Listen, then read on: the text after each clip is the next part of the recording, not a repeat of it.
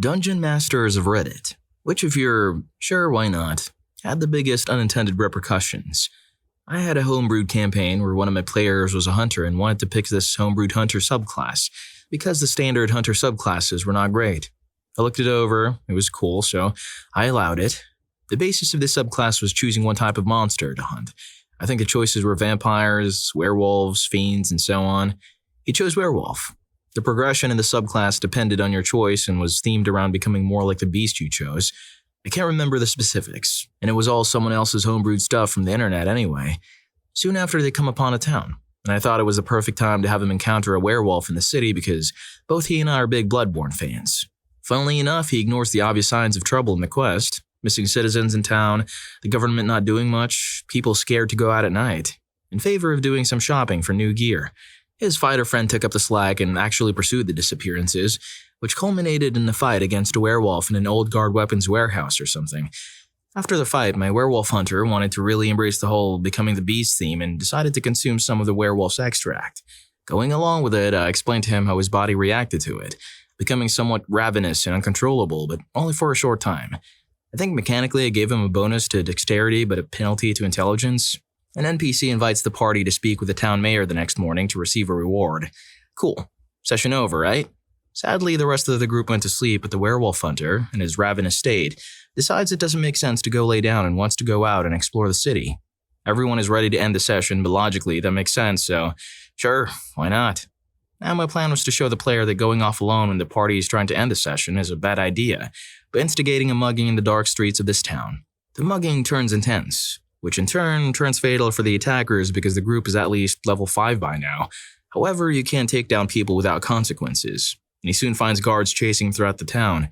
He goes to leap over a high stone wall to get away, and luckily, with a bonus dexterity plus his natural dexterity for being a hunter and proficiency in the skill, he actually makes it. I had pre-drawn the map of this entire town. It was pretty detailed, and the portion he was at that was drawn in the battle mat was, unbeknownst to the player, the wall to the mayor's mansion. He finds himself above the stables of this mansion with quite a few guards patrolling the grounds. It's a bit of a pickle for the player, trying to lead him towards just calling it a night by going back to the inn and sleeping. But no. What ensued was a natural 20 stealth check to sneak across the grounds, a natural 20 acrobatics check to scale the building's vines and bricks up to a small balcony, and a natural 20 lockpicking check to enter the mayor's personal chambers. A ravenous elven hunter then proceeded to take down the mayor. There went my quest hook NPC and all the plans I had for that part of the story. Just funny. These kinds of things happen far too often in my campaign. It was our first campaign, and my characters all wanted to make wandering characters who engage in aggressive actions. We now play a much more normal campaign. Wow. Talk about a series of lucky rolls. Sometimes you just have to roll with the chaos your players create. It makes for some epic and unexpected moments. That's the beauty of D&D. No matter how much you prep, players will always find a way to surprise you. Sounds like their group had an epic time with that werewolf subplot. Story 2. Not the DM, but the player who has to allow something. In the final session of the campaign, we're working our way through a labyrinth. We discovered that the godlike BBEG had created identical clones of us, so we had to fight ourselves before getting to him. Upon taking down my clone, I asked whether I could take my clone's gold to double my total income. Sure, why not? They've all your weapons and items. His reasoning was, it's the final session, what does it matter? Light bulb moment. So then after we split up, I managed to find who I was looking for. The clone of the artificer. Took him down and took his bag of holding. I told the DM I wanted to grab the bag and get the scooter out of it. This campaign had some weird time distortion stuff, so we had some random real-world items. He allowed it. Sweet. Boost to movement speed. I figured it was the last session, so who cares? We get to the final boss. The artificer clone knows I have the clone's bag of holding. We lock eyes and grin. For those unaware, placing a bag of holding inside an extra-dimensional space created by a handy haversack, portable hole, or similar item instantly destroys both items and opens a gate to the astral plane. The gate originates where the one item was placed inside the other. Any creature within 10 feet of the gate is sucked through it to a random location on the astral plane. The gate then closes. The gate is one way only and can be reopened. He throws me his bag of holding and I scooter up to BBEG and place his bag of holding inside of mine. Poof, we're both gone. End of campaign. Ultimately, the group ruled to not allow it because they wanted to actually fight. Story 3. One day our DM let us find flasks of oil for some reason. I was a trouble-causing wizard with fire cantrips, but for some reason, he didn't pick up on the fact that I was just looking for trouble with these. Later on in the dungeon, we found some parchment of some kind, and I had an idea. I tear the parchment into rags and use them to plug the bottles of flammable stuff. The DM's eyes widened a little, but he said, "Sure, why not?" And we went on with the dungeon. They sat in my inventory for some time, and used. Now, this DM was a real stickler for realism at times, it has to be said. The story was a distant second priority for him. He also did not like going off the rails, and the campaign was very linear. This is important for what happened next. We had an assignment where we headed to confront a bandit gang. We were told they were all hiding in a rickety old mansion in the south of town. I could see the DM had meticulous maps and presumably endless traps in this giant mansion. Our group would be here for numerous sessions. In real life, I'd had a few drinks with the boys. I looked in my inventory and saw something written as Vermilion Soul Cocktails and suddenly had an idea. "Hey DM, this house is pretty old and dry and rickety, right?" "Yeah, sure, that sounds about right." "Stand back, everyone," I said. The DM asked, "What are you doing?" I take one of the improvised Vermilion Soul Cocktails out of my bag. Okay. I use my fire cantrip to light the rag and toss the bottle into the house. "DM, that highly flammable liquid ought to light that old dry rickety wood on fire, right?" Yeah, that would be realistic, but he struggled for a second, but his realistic nature won out. The flames consumed the mansion. Your party watches as the mansion engulfs to the ground along with numerous bandits. We took a break after that while he threw together a new scenario. Apparently there was a stone trapdoor that escaped the flames, and that turned into a smaller new dungeon. We never forgot about the time we finished the whole week's dungeon in a few minutes. Story 4. In a sci-fi mecha campaign, one of my players asked if he could get out of his mech during a mission. It was an infiltration mission, so I figured some stealthy boots on the ground would help. Sure, why not? This became a running habit for him, up to the point that it became a running joke. I decided I'd do something about it, but it backfired hilariously. One of our other players had literally never taken damage the entire campaign. She'd earned a reputation as an unkillable badass and hero of the resistance. However, during a fight against an enemy ace, she took a single massive crit. Totally unplanned. They crumpled her mech and nearly killed her. Mech Pilot Boy avenged her with a heroic effort of his own, downing the ace's mech before hopping out to attend to his injured comrade. Just as he got her stabilized, there was a sound behind him as the enemy ace climbed into his open mech and aimed its weapon right at him. Undeterred, the Mech Pilot Boy demanded a charisma check to call the enemy ace a coward and challenge him to come down and face me like a real man. He succeeded, so the ace obliged, all 6'11" of him. Naturally, our hero made a called shot to the jewels and rolled a crit. The table died laughing and the day was saved. That is why you always spring for the biometric security system for your mecha. Story 5. Traveler game about 30 years ago. My first campaign. Players decided to stage a heist in a high-tech domed or airless world in the Spinward Marches. To defeat security, they befriended, then took down an Imperial Marine and took his power armor and fusion rifle. I allowed it. Like a fool. They robbed the bank, but the Marine had been reported missing, so the military and police were both closing in. After a running firefight, they made it to their ship and made some ridiculous rolls to avoid getting hit. By this time, the body count was in 3 figures, and they had pissed off everyone with a weapon within several AUs. So, by the time they exited the dome, they were intercepted by several naval ships, including a cruiser. They had no chance, and they knew it. The only sensible thing to do was surrender and be boarded. They knew that too. So, of course, they dived the ship straight into the main dome, burning at 2.5 G.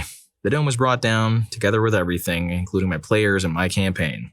6 million people gone. Still the biggest outrage I've ever seen in a tabletop RPG. Learned a lot from that one. Story 6. I had an alchemist and a tinkerer or engineer in one of my games. Both were obsessed with running things up, and I let them experiment with different things. While they ended up making a metal vase that would direct the beam in a single direction, I thought they would use it to attack bad guys. One session they were trekking through a mountainous pass and had intentionally taken out a bridge that was the only way across a valley to force the players to go through the mountain pass. They ended up using the vase they had made before to create a rocket sled. Gave them a really high DC to succeed. Natural 20. And the whole party flew over the valley hanging onto a sled for dear life. Well, there goes 2 weeks of prep and work in the next 2 sessions. It wrecked me, but it was definitely a memorable moment. The most carefully laid plans of DMs are often thrown away by players who just come up with the craziest ideas. As frustrating as it is to see your prep work go out the window, those spontaneous moments are what make tabletop RPGs so memorable. Sounds like a session your players will talk about for years. If you're enjoying the video, don't forget to hit the subscribe and like button for more videos like this. Story 7. One of the players in my group asked if they could add a new person to the game. Sure, why not? The new player joined saying, "I want to play a ranger and be a bit of a loner." Sure, why not? A few sessions in, the new player isn't adjusting well. She wanted D&D to be more like watching Legolas in The Lord of the Rings, never missing and being completely awesome. On top of that, she constantly wants to go off on her own and not really be a part of the group, both her and her character. I'm running a combat where the party gets split up and divided, and there's heavy fog in the area. She sees her druid as a bear wreaking havoc and generally being a bear and says, "I'm going to take down the bear." I'm not one to limit player choices, but I caution her and let her know this would be an acceptable time to metagame. She does it anyway. The druid shifts back and says, "It's me." And the ranger says, "I knew that." Then I just let the fight between them play out. That was the last time I saw the ranger as a person. Story 8. A group of players had just defeated an evil spirit that could possess the bodies of the recently deceased to gain their strength, attributes, memories, etc. Basically, the person who's down and the spirit that possessed the body were difficult to tell apart, aside from the spirit's ultimate driving purpose, to live in the most powerful body it could and to obey the commands of its creator. Well, the party member who was taken down during the fight asked me in private if the spirit could have taken over his body, despite the party following a ritual and destroying its true form. Sure, why not? That's a cool way to bring the character back, I thought. The party knew the limits, motivations, and everything, right? So I figured they'd figure out that the mysteriously resurrected party member was the spirit. Nope, they didn't pick up on it. Only the player who was brought back knew, and didn't share the secret. Well, they eventually fought the spirit's master, and let's just say, that was a huge reveal. Story 9. I started a campaign where the group was coming together at a coastal town. A massive tide rose from the water some distance from shore and was meant to be a cinematic incident triggering a chain of prophetic events. But there's one in every group. Among the level 1s, one of the guys decided he was going to swim out and challenge the thing. It wasn't what I intended, but I allowed it and forced stat checks once he got into deep enough water since he didn't have the swim skill. He failed and started drowning. Cue the "I'll save him" from another player. Failed stat check for that person as well, so now 2 are drowning. This continued until the entire party was drowning just offshore, because none of them knew how to swim and all failed their checks. They stared at the chaos and said, "Forget it." Lucky for them, a pod of dolphins came to the rescue, as their characters lay half drowned in the sand and made it abundantly clear they had used up their only gimme for that campaign and needed to make smarter character-driven choices. Reminds me of a time when we were trying to get inside a castle and failed. We were about to be captured, so my psionicist, who could teleport, elected to stay behind and allow the others to get away. The classic "fly, you fools" idea, until the noble, gallant, and not very smart paladin wannabe shouted, "Fear not, fair maiden, I shall rescue you," and rode back. "No, don't do it." But no, gallant and not very bright wasn't deterred.